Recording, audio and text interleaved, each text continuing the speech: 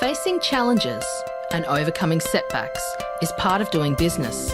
Whether you have the expertise to survive them or not could mean the difference between success or failure. Welcome to We Are Women, featuring revealing conversations that provide invaluable insights into the success secrets of female masterminds. A must listen for every entrepreneurial woman. Now here's your host, Janeen Vosper. Hi, it's Janeen Vosper here from the We Are Women podcast. Thank you for joining me today. Today with me, I have Allison Maree Ockenden. Now, Allison is an entrepreneur and a leader in the women's empowerment movement. She started her own award-winning business Today, Tomorrow and Always in 2016 and has been recognised in local, state and national awards for her powerful work with people. One of the only 35 certified soul modes mentors in the world, Allison launched her newest offering, Allison Maree, in 2020 to educate and empower people to understand their femme core. This is what we're going to be chatting about today, I'm sure. Allison has shared a message in magazine articles, podcasts, meetings and conventions, including Unleash Con in 2021. Now, Allison is a genuine and authentic woman. I can attest to that. We've had lots of chats and this is going to be a great conversation. You're going to love it.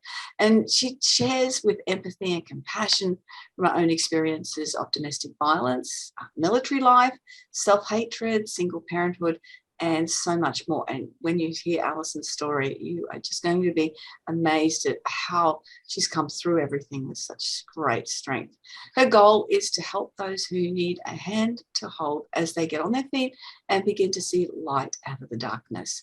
Allison has a unique ability to remove the veil for women to not only see their own strengths, but their inner beauty as well. Allison Maree believes that all women deserve to live a life that is not a chore. Oh, goodness me, that sounds, I love this is the way you phrase that, but it is an exhilarating adventure. Allison Maree is a proud single mum of 4, grandma of 2, and she loves her crazy family life and doting on her boxer fur baby, Lyric. Allison and her family live their exhilarating lives in the Hunter region in Australia. It's such a beautiful place to be. Welcome, Allison. I often don't read them when they're a little bit long like that, but there was so much interest in there that I thought, this is so important. So welcome. I'm so glad that you could be here with me. Thank you.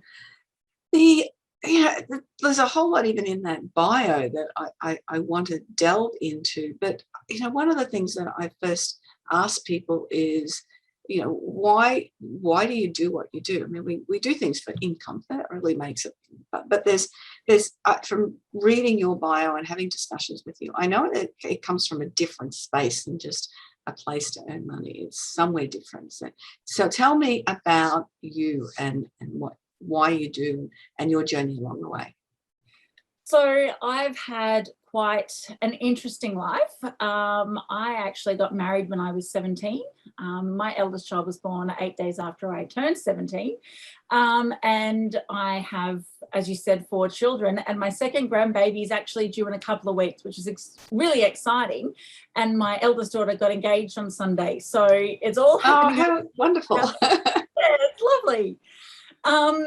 And as in a moment, I'll explain soul modes a bit more, but what most people assume is, you've got daughters. So that's what drove you to becoming a soul modes mentor.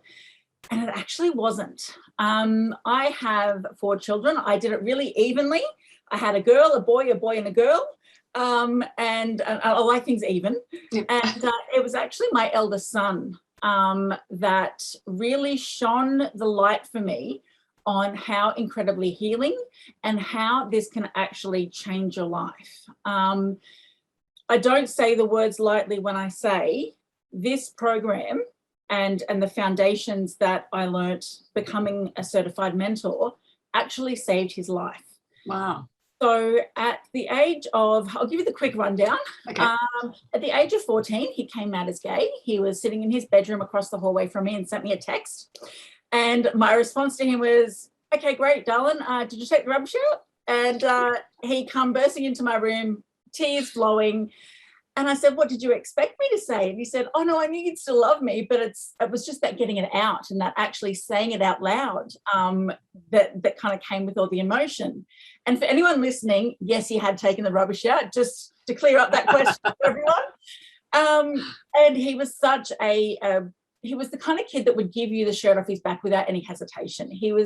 I don't know how I got so lucky raising a kid that was just such a genuine, kind-hearted person that would put everyone around them first if need be. Fast forward 2 years at 16 and my boys started to change. Looking back, we can now see that this was actually the start of some really severe mental health issues. So when he was 10, he was diagnosed with severe depression and severe anxiety. So we knew about those and we knew how to deal with them. We weren't prepared for the alphabet that was yet to come. So at 16, due to a lot of these issues, there was a man that was introduced to him that was 20 and ended up being able to niggle his way in and manipulate my son into thinking that a life living outside of home has all of these shiny things and all of this amazing stuff to it, where you don't have parents telling you rules and you don't have bedtimes and all of this stuff, and convinced my son to move out and move in with him.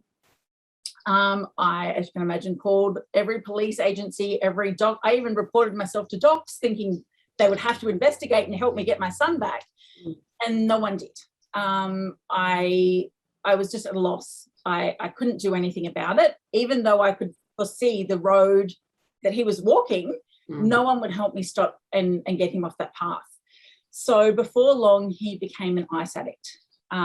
It only took a span of about 6 months before he was using ice, which is, for those overseas, I know that it's called many different names, but it's basically a version of methamphetamine that is the most dangerous drug that we have here in Australia at the moment anyway. Over the course of 2 years, he ended up moving through a couple of boyfriends who began injecting him with it, and it was crazy. Steps for a parent, that would be one of the worst things. Yeah. And it's that the loss of, for yourself, loss of how can I control the situation? And you know, that's a big deal for a lot for parents. I know we don't want to control our children, but we want to control the situations that they get into. And it's so funny because we tell new mums, when you feel like something's wrong with your baby, trust yourself. Your instincts about your baby kind of overrides. You know, if you take them to a doctor and say something's not right and they dismiss you, persist, because you know your child better than anyone else. Yet when they hit teenage years, all of a sudden it's like, oh no, we don't believe you. And one of the conversations I had with a police officer was, here in Australia, the laws are that me as his legal guardian, if he was to go and steal a car, crash that car into someone's house and it bursts into flames and they lose everything, as his legal guardian, I'm the one they sue. However, I do not have the power by law to go and have him removed from a situation that I know and that is deemed to be unsafe. Wow, that is so wrong. Yeah. How can you hold me accountable for one thing, but yet not give me the power to fix it or change it? Yeah. So it's an absolute ridiculous loophole.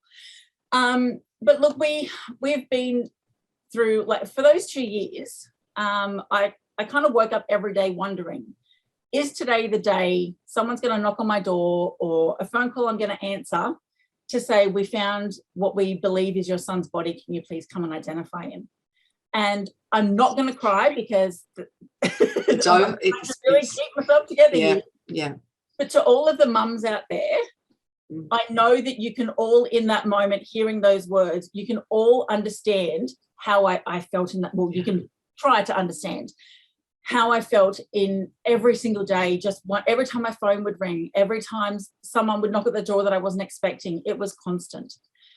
Now, we did manage to get him clean twice before, and during that second time, at around age 17, we discovered that he actually was suffering from bipolar disorder type 1, as well as borderline personality disorder, OCD, ROCD, the anxiety and depression that we already knew about, and PTSD, along with some others, just to give you a few. Goodness.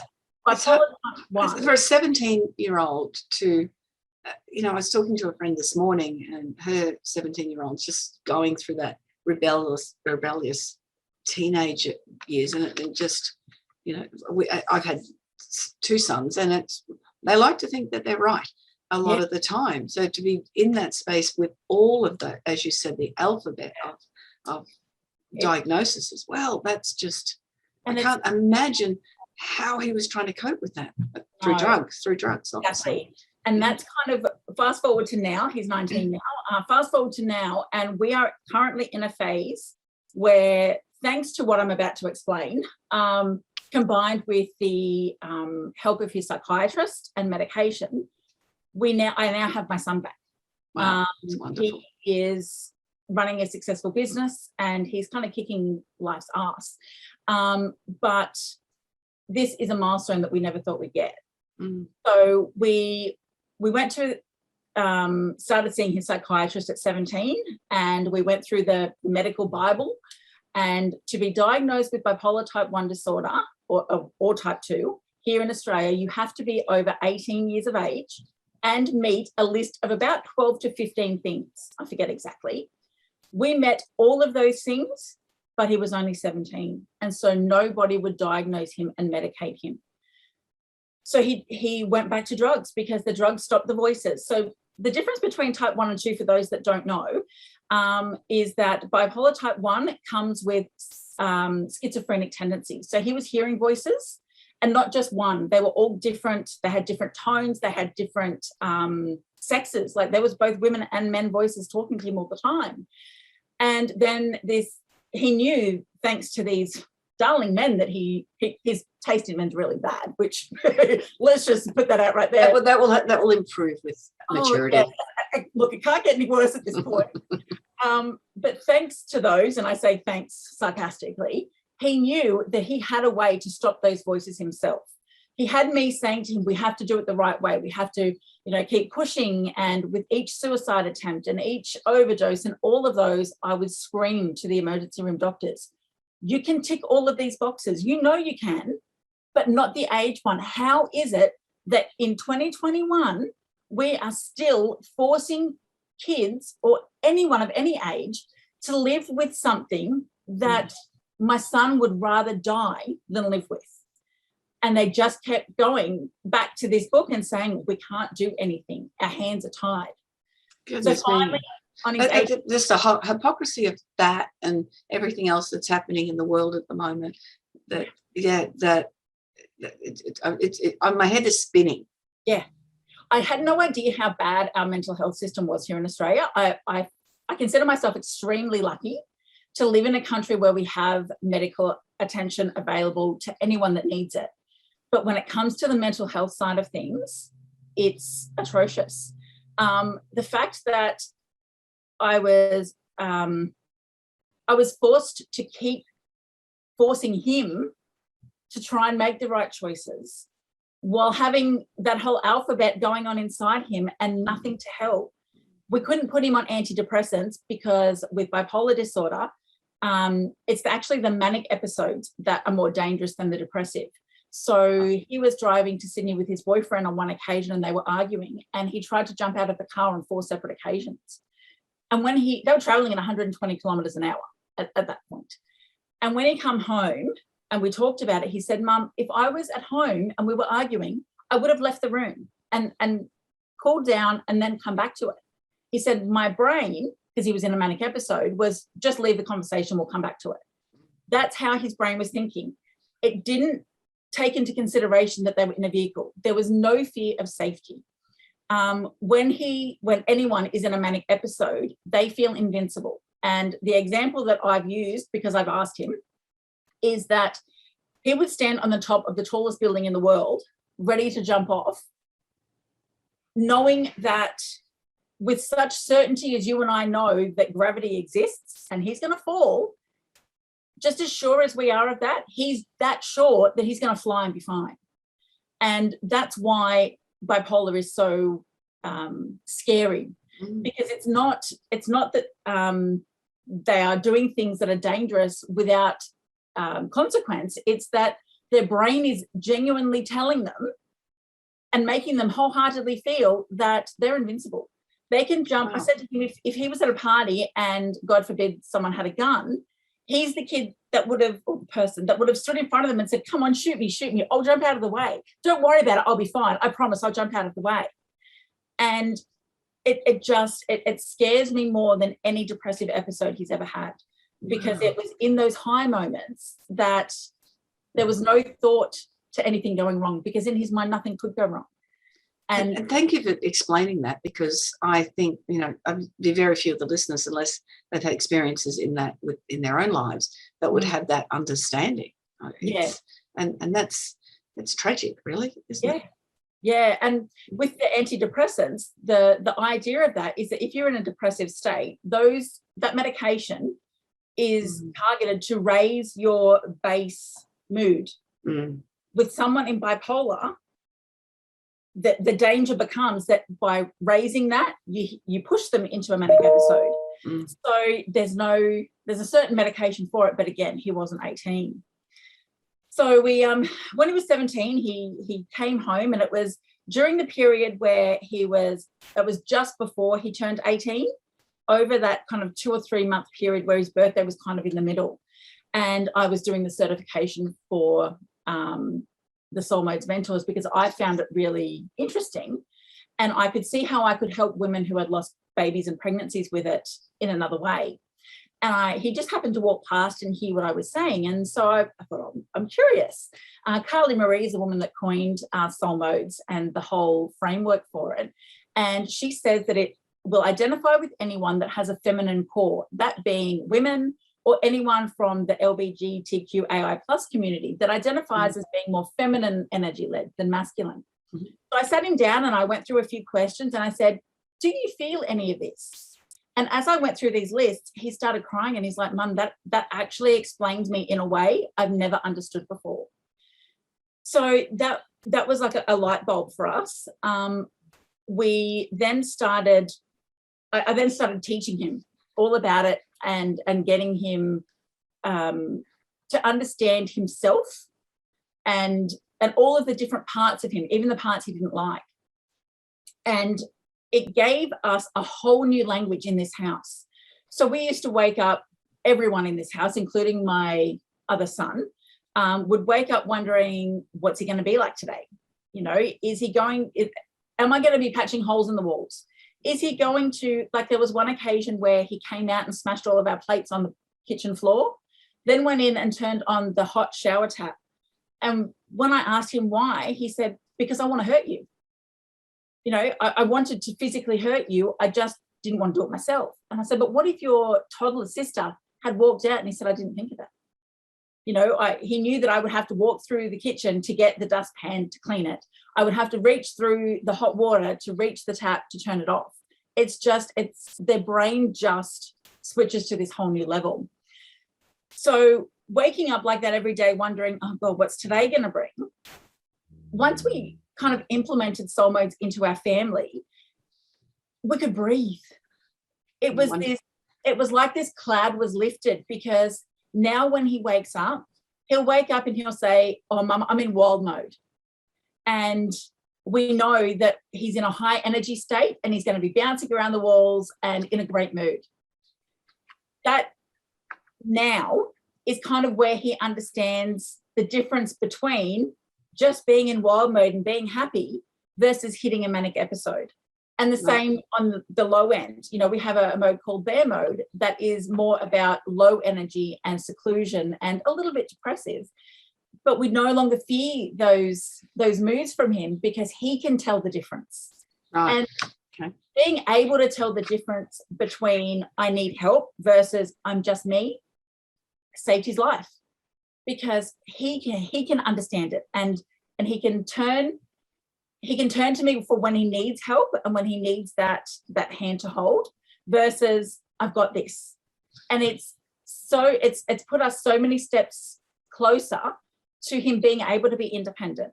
Up until recently, I was still in charge of his medication because he couldn't be trusted with it. And it saved not only his life, but my sanity.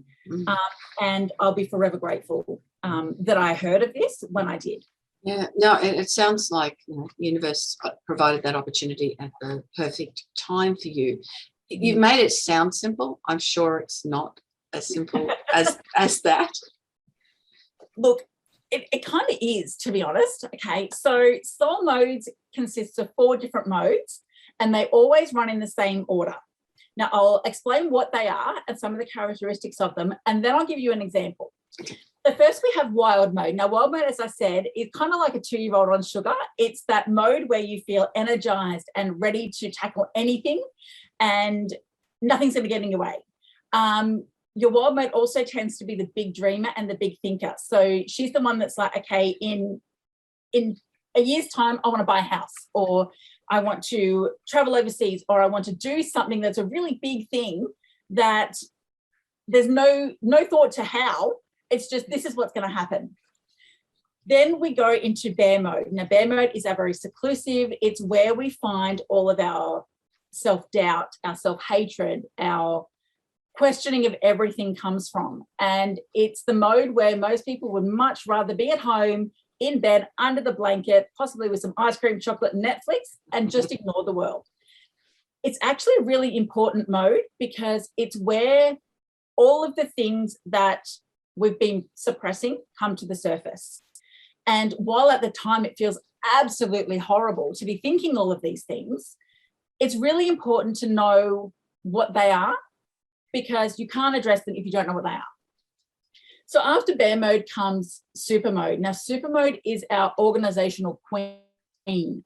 She is the one that is obsessed with to-do lists. She's an organization queen. You've met me, have you? Yeah, exactly. And she's the one that, if we think of our big goal, we think of our bear mode as kind of like the board of directors that's like, okay, well, can we afford it? Can we do it? How are we going to do it? And once that's kind of done, then we kick it onto our super mode, which is like, okay, this is the decision that's been made. Now I'm going to delegate and actually plan, okay, we've got to save this much money in this much time, or, we've got to start looking at mortgage brokers or whatever it is that is associated with that big goal. But she's also the one on a personal level that will join gyms and start meal planning and have that determination of, I'm going to change everything. That's it. I'm sick of everything of how they are. We're going to change it all, and it's going to be amazing. And it's just, she's on a mission, and God help you if you try and get in the way of a woman in super mode. My kids now know when I'm in super mode to just wait to interrupt me, because I just bite their heads off. So she's great, but she's also the mode that takes all of those things that bubbled up in bear mode and counteracts them. So for me personally, as you can imagine, I have a lot of, oh my God, I'm a terrible mum kind of moments. How did I let this happen? How did I let my son, who I had put all of the drugs are bad messages into, get to that point? And it was my super mode that realized I didn't. It wasn't anything I did or didn't do. At the age of 16, as much as we don't like it, teenagers have their own brains and they make their own decisions, even the bad ones. And that all I could do was love him enough for both of us until I could get him to fall back in love with himself. And I've got to tell you, that wasn't just a one cycle kind of light bulb moment. That was over many, many months that it took me to really accept the fact that all I could do was support him and love him. And it is hard to step back, and especially if you are in super mode, I would imagine, exactly, at the time. Yes, because you don't want to stop and think about that. No. But after super mode comes sparkle mode. Now, Sparkle, we call our sparkly fairy, and she's very airheaded. She's very a little bit ditzy, but she's our connection and affection kind of mode where we crave interactions. She's the mode that if you find yourself laying there looking at your kids sleeping, and you feel a tear, just a little tear kind of run down your cheek, and you're like, what am I crying over? Yeah, you're in sparkle mode. It's kind of where we want to build those connections with our loved ones, our partners, our kids, our friends, our family and colleagues. And she's the one that likes to make things pretty. So you'll find some days you wake up and you're like, oh, I might do my hair a little bit nice this morning, or I might put some makeup on, or you know what, that dress that's been in the back of the closet, I'm going to wear that today. You know, you're just that little bit more bubbly and a little bit more flittering around. You know, you're not detail orientated at all. You know, all of the to-do list that your super mode just wrote, yeah, they're going to wait, because who cares about that? You know, that kind of mode. And when I kind of learned about this, the reason that I found this so important before my son was I work a lot with women who have lost pregnancies and infants. And the story that I kept hearing over and over was that they ended up with postnatal depression because they just felt like the worst mum ever, that they were just taken over with grief, and they had toddlers or older children that wanted their attention, and they just wanted them to go away and leave them alone. They wanted to push them out of the room and shut the door, which led to the mum guilt. Mm. And what I can now explain to them is there's nothing wrong with you. You are in bear mode on top of grieving. And I promise you that once you go through super mode and hit sparkle mode, all of the attention that you didn't want to give them in bear mode, you are going to just soak them up in sparkle mode. You know, you're going to be, you know, dance parties in the kitchen, and, you know, playing outside, make believe and hide and seek, and all of those things that really connect you with your babies. I promise that it all works together and it's equally balanced. Please don't feel like you're doing anything wrong while you're grieving, because that's a whole different process in itself, and there's no way to do grieving wrong. Okay, so just a question on that, a couple of them, is there, for different personalities, there'd be different intensities through each of those modes? So yeah, and how, so the way that we kind of cycle through the modes is we kind of fill our cup. So let me give you an example, and I would love for everyone to comment on this once we kind of post this live, but I'll take a hand up from you. We've all been, every woman I've spoken to has had a situation like this, where we've been like, that room is disgusting, that cupboard, I need to clean it, it's a mess, or the Tupperware, for example, or the linen cupboard is just everywhere. I need to get in and I need to pull it all out and sort it all out and go through it. So we do. Eventually, we do. We get in there and we pull it all out and we wipe it all down, and we're like, yeah, I finally got this done. And then we hit that, oh God, why did I do this? You know, that I don't want to put this back. This was a really stupid idea today. What was I thinking? And that is the perfect example of how you started in wild mode, but by actually pulling it all out and feeling and seeing it all kind of splayed everywhere and organized, you've actually filled that cup, and that has then transitioned you into the next mode, which is bear mode, which does not want a bar of your organizational stuff at all. And that is the one example I can give that I swear every woman has done at least once in their life. I'm just thinking of what has transpired over the last couple of days. There's been quite a few things where I felt that I have been, I just had the carpet pulled out from underneath me. So there's been multiple of about 5 different things. And so for me, I don't swing intense through different moods and things, but I'm getting exactly what you're saying. So the last 48 hours, I've just been in that space where I've just needed to, you know, ring a girlfriend and get their support and everything, and not necessarily, yes. So that I just went to I have a box of cards, blank cards and things that I've been sent for years, and I'm getting a gift for a friend this afternoon for her little granddaughter that's just been born, and I've got the gift and I wanted to go through and find a card. So I'm sorting the cards. All of these cards that have been in this box for ages, I'm now sorting them as the blank ones, the happy birthday ones, the get well ones, the thank you. Oh, there's a couple of Christmas ones. They should be in another box. And I've got them all laid out on the bench. I will finish doing it because I finish things that I start. Yes. But it was a control. No, I can control this. I haven't been able to control the other things. Yep. And then I can control this. So I'm going to do that now. And at the end of it, even though you didn't put it away or anything, just the fact that sitting here right now knowing that that's organised in piles, when you think of that, do you smile a little inside? Oh, yeah. I like things to be organised and structured, and it makes it simpler next time to find things because they are where they're meant to be. And like I know when I first started understanding soul modes, I was in each mode for a week. And then other times I've been in all 4 modes within one day.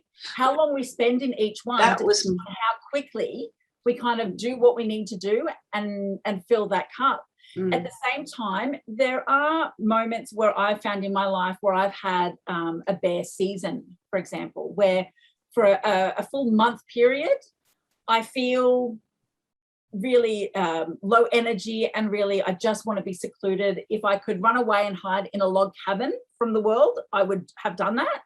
But I've still cycled through the modes underneath that as well. right. So Okay. even in my highest of energy modes, in my wild mode, I still wanted to get things done, and I still wanted to do the big planning and the moving myself forward, but I would much rather kind of not at the same time. So it's something that is different for everyone, and how each of these modes kind of show up is different for everyone, as well as what fills your cup.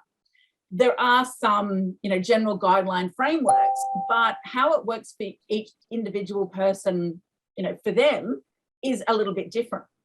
But Just a question there on the time frames, because that was one I was thinking, so, okay, that's done now. Got that out of the way. Now I go here and then, going to be done in moments of time.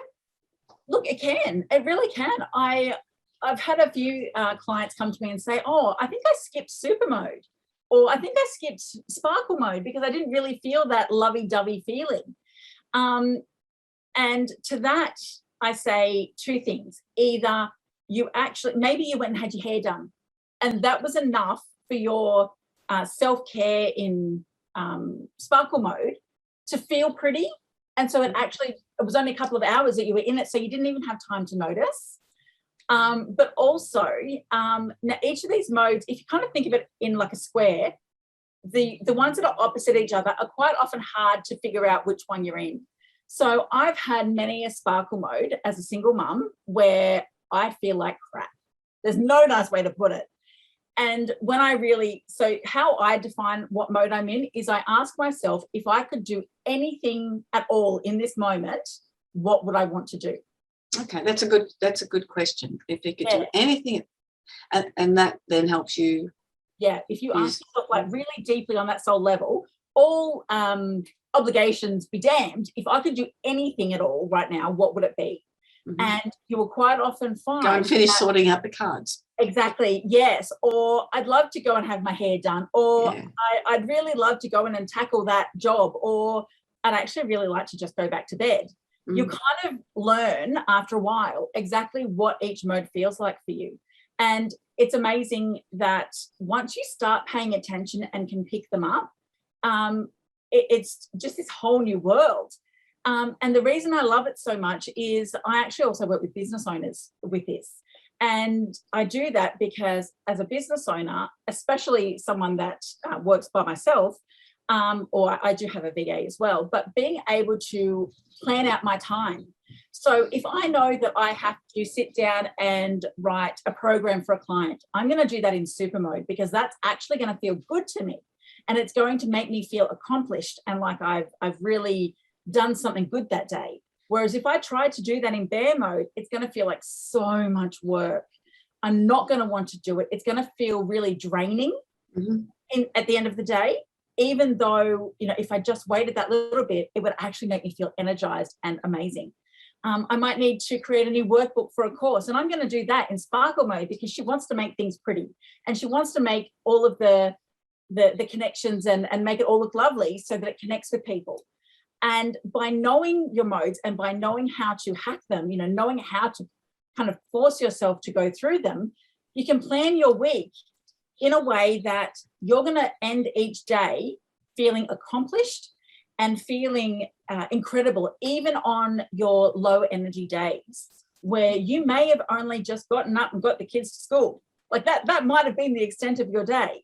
And the rest of the day was spent by yourself laying on the lounge watching TV. But by doing so, you're giving yourself that self-care and that reset. And the one thing I love about soul modes is each of the modes is another step to pushing you forward. If we don't kind of take steps in life, we stay in the same situation and we're stagnant and life gets boring. And that's kind of where depression sets in, because it's always the same and nothing changes. But each mode is designed to give you that next step. So your wild mode is planning ahead. It's planning something to look forward to. Your bear mode is dealing with all of the reasons not to do that, or all of the reasons why that would be hard. And then your super mode is counteracting all of those and saying, okay, well, none of that matters, because, you know, I'm not a bad businesswoman because I didn't make that workbook last week. I was too busy designing something else. You know, so I was still doing work, but it wasn't necessarily the work that I, you know, decided I had to do on Tuesday, for example. Yeah. And then your sparkly fairy is making sure that all of the relationships and connections that you have in life still have a place in amongst all the chaos. It might be taking an hour to colour in with your kids. It might be going on a date night with your partner. It might just be going out for drinks with the girls. But each of these modes are making sure that you are constantly taking a step forward, even if it's a baby step.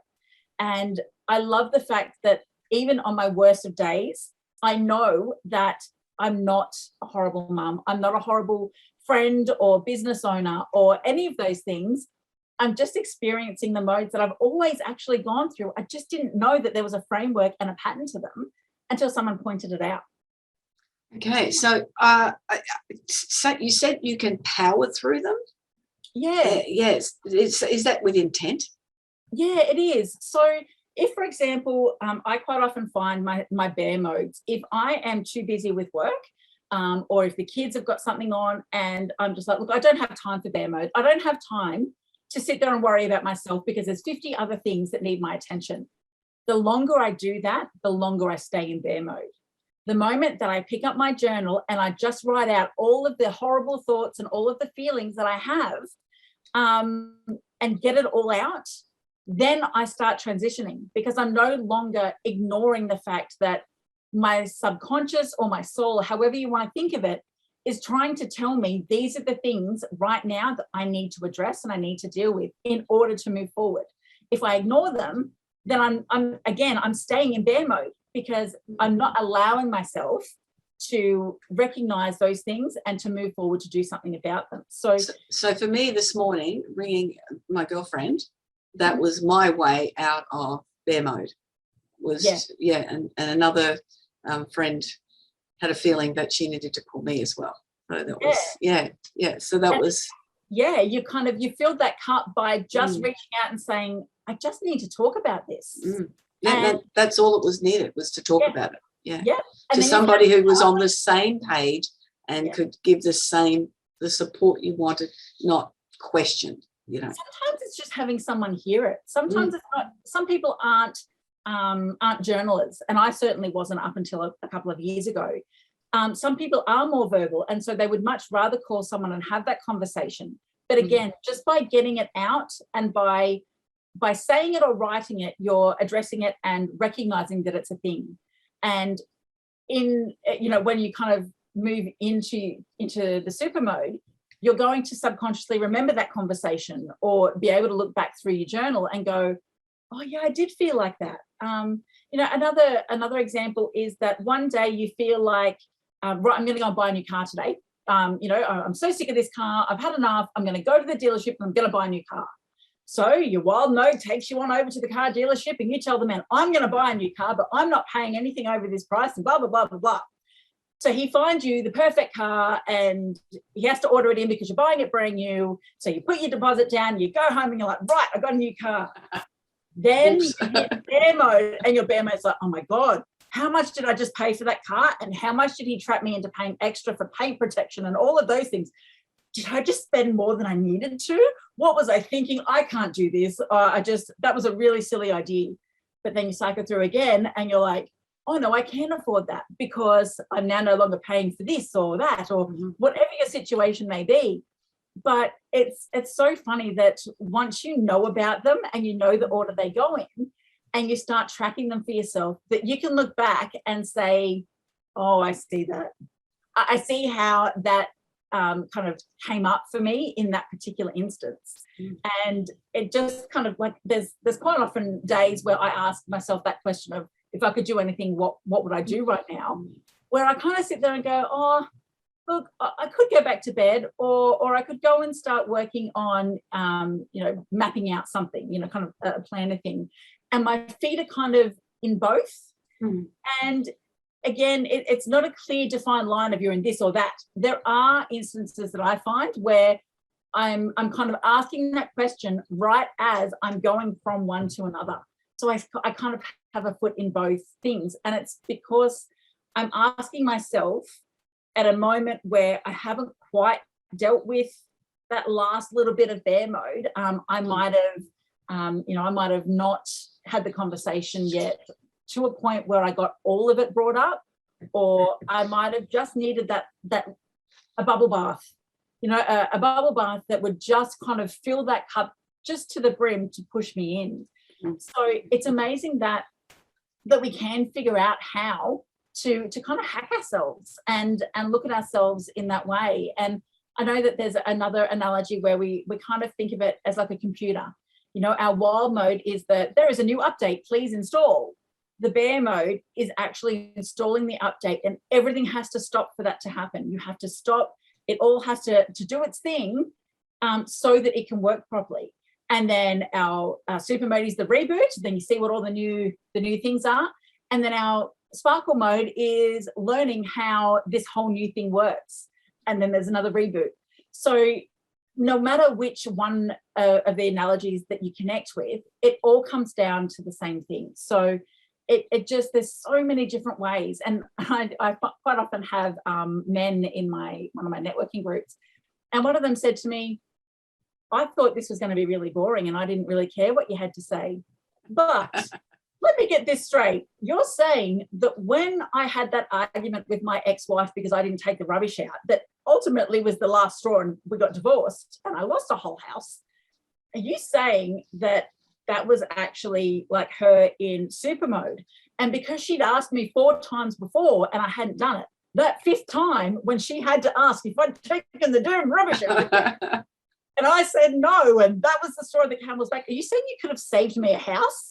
And I went, yes, I could have. Interesting, yeah. And is there a tendency, because introverts and extroverts have a different way of getting energy, and so that, is there a tendency for people to be much more comfortable or to sit in a mode more comfortably than others? Yeah, there really is. And that's what I love about this thing. Soul Modes has only been around for 2 years. There's a book and a movie. Anyone that would like to have a look at it, jump onto YouTube.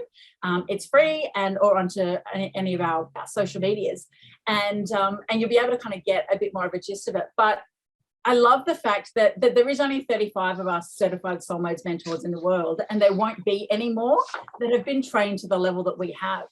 And in our little group where we kind of discuss things behind the scenes with each other, we're all discovering these new bits and pieces about it as we go.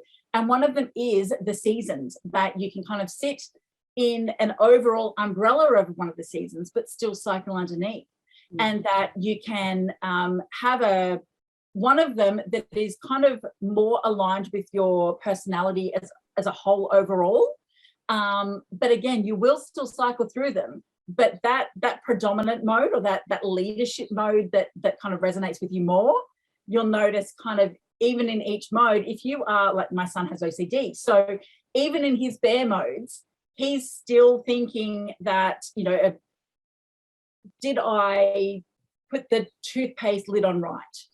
Did I put, is everything lined up? Did I put my shoes back in the cupboard? And all of those things that most people would associate with super mode, but because of his underlying conditions, it actually shows up in all of the modes. Right. And that's what I love about it. I love learning and working with women especially, and learning how for them it actually shows up a little differently to the previous 10 people I've spoken to. And it just gives us so much more of an idea of how broad this is, and an understanding of how it does affect each of us differently. in order to help those people that when we kind of explain it in the more generic way, they go, oh, I get it, but, you know, I kind of always want to be organised, a bit like yourself. Yeah. And that's where it comes in, that we've now learnt that it's one of those things that you will have, you might not, but a lot of people will kind of really feel they fell into that mode more deeply and more easily than the others, and that's because that's probably their home base, so to speak. I So get yeah, that. it's an amazing program. I can't believe how much we've covered and how quickly the time has gone as well. It's quite amazing. And so Probably not over. no, it's good. 3 takeaways that we want to quickly add for people. Where do we start? So 3 points if they go, oh gosh, there's amazing stories. Maybe I can't take it all in, but I've got these 3 points I'm going to take. 3 points would be, number 1, you're not broken. If anyone says to you that you're lazy, you're not lazy. There's a really good chance you're in bear mode and you're looking after yourself, and you've got to look after yourself before you can look after others. Number 2 is that this is only for women and femcore beings. Yes, those beings will identify with this and will have experienced it, but it's also for the men in our life, the fathers of teenage girls and the husbands among us that want to save houses. Yeah, that want to save houses, that want to understand their teenager in a level that helps parent them in a productive way and doesn't push them away. And to save marriages, because you finally understand that your wife doesn't hate you. She just wants you to leave her alone for an hour and take the kids away to the park. And number 3 is that it's not hard. The framework that I have and that I can walk you through is as easy to understand as what we have today, but we just go into it in a bit more depth and work out exactly how it shows up for you. And we work out a plan for working out exactly what you want to work on in life, whether it's self-esteem, whether it's mindset, whether it's for your business and you want to implement this into your leadership program for your team. There's so many ways that this can impact your life in a positive way. And all you've got to do is ask, and we can work that out. That's fantastic. It's certainly, I love it when I learn new stuff, Alison. And when and this is one of the reasons I do the podcast, is because interviewing amazing people like yourself that are doing something that is really quite groundbreaking, but it just seems so damn obvious when you start looking at. Yeah, absolutely. Once you kind of know it, and you're going to go away all day today, and you're going to be thinking, last week I did that thing. Oh yeah. Yeah, that does kind of fit in with, me being in bear mode yesterday and hitting super this morning. And later on, you're going to be doing something that you. I'm going to see a show tonight and going out with a girlfriend for dinner. So there you go. Oh, yeah, but you'll notice while you're there, because you've filled that cup today and you're moving into something that is perfectly around and, within that sparkle mode, the connection with your girlfriend and the experience that you have is going to, tomorrow you're going to be in wild mode and you're going to be all back at it and you're going to be determined and make Excellent. I'm running a mastermind tomorrow, so that's perfect for that as well. How can people work with you? Okay, so we have a website, which is allisonmaree.com.au. You can also find us on, I think, all the socials. We have Facebook, Instagram. There is a YouTube and a TikTok, and we are going to be launching a podcast shortly that's actually going to also have my son on it, where we talk to parents, especially drug addicted or groomed or parents with kids with mental health issues, where we talk about it from both of our perspectives, so that the parent listening can hear how what they're saying would hit their child. And also, as I'm giving the parent side of things, that if they play this for their kids, or if their kids happen to overhear, that when we say, why are you doing drugs? What we really mean is what is happening in your life, that's what you're turning to calm yourself. And it makes such a difference for a child to hear what we really mean versus, the parent saying it to the child and what would have happened if that's the approach you take. Yeah, so that's coming in 2022. Wow, that's very cool. Yeah, brilliant. And all of the links will be on the course notes anyway. So if people want to get in touch, they'll be able to do exactly that. Thank you so much for sharing your information, sharing your story, and just giving us this food for thought, and we can start identifying where we are and just giving ourselves a break, or enabling ourselves to achieve or just have fun, whatever or whatever needs On to our be Facebook done. page, you should find some links where, or even I think they're on the website too, where you can get some free downloadables. And one of them is a daily tracker so that you can start to begin to track exactly what mode you're in and how you feel that day, and start on your own journey without me if you need to. It's fantastic. Thank you. Thank you so much, Allison. Thank you. You're welcome. And that's another episode of the We Are Women podcast. I am so glad that you were able to join and listen to Allison Ockenden's amazing information on soul modes. Remember to leave a 5-star review if you loved what you've heard today. And if you're not sure about where you're heading in your business, you're not sure about what's going on in your life at the moment, and you might need someone to connect with, then go to my website, janeenvosper.com, and book in a strategy call. But it can be just where are you heading and how maybe I can help you achieve those results and get there with mentoring programs or other programs. So thank you again. Look forward to you listening and downloading the next episode of the We Are Women podcast.